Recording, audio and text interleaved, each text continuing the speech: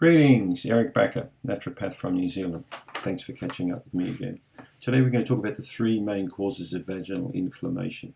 There are three main causes. So the first one, which we commonly see, is called atrophic vaginitis, and that's commonly caused in women who are a little bit older, peri-menopause, or menopausal women. They have declining estrogen levels. Testosterone can also be prime reason, why it could occur, or in combination with estrogen. But estrogen should be checked out for sure. So there's a new test called the Dutch test, dried urine test comprehensive hormones. Ask your doctor for that test. That's a urine test. It will look at all of the different hormones in the body. It's fantastic for females. It does all the sex hormones, the stress hormones, checks out androgens. It's very, very worthwhile doing.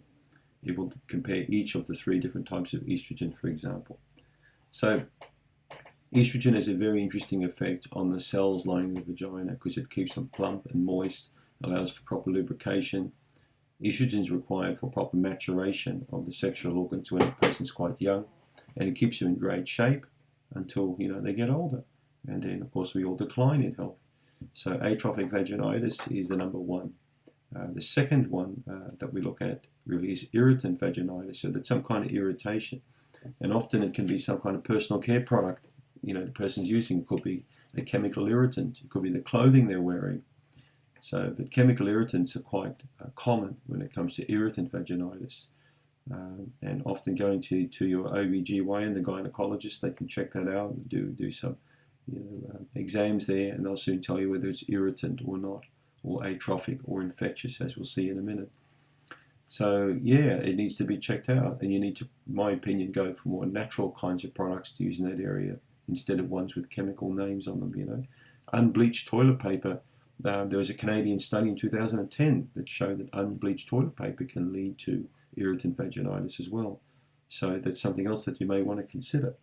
So my recommendation is for you to use natural lubricants and natural products for the vaginal area, and to try and avoid chemicals if you've got irritant vaginitis.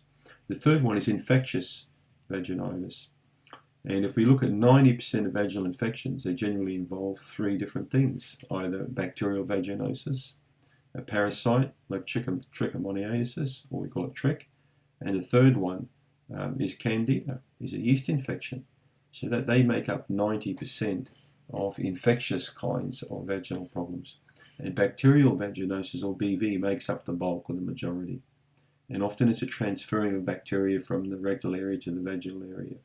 It can be through improper wiping or poor hygiene or other reasons.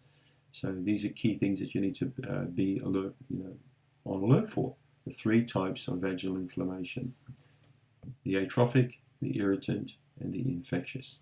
Infectious is very, very common, particularly in women ranging from about 15, 16 up to about 40. Seem to be the bulk of the ones who get the infectious. Irritant can happen at any age, and the atrophic we tend to see in older kind of women. So I hope that gives you a bit of useful information on the different types of vaginal inflammation. Thanks for tuning in.